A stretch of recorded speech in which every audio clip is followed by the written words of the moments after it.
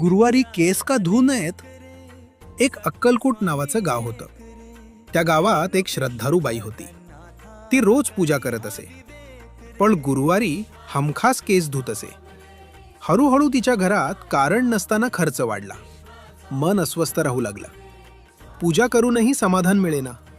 एक दिवस तिला स्वामी महाराजांनी विचारलं, गुरुवारी काय करतेस? ती म्हणाली, सगळं, अगदी केसही धुते.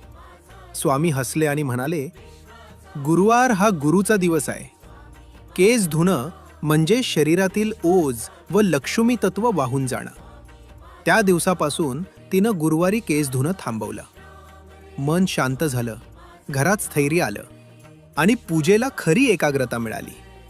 स्वामी महाराज म्हणतात, श्रद्धा अंध नसते, ती अनुभवातून येते. अशा माहितीपूर्ण कथा ऐकण्यासाठी व्हिडिओला लाईक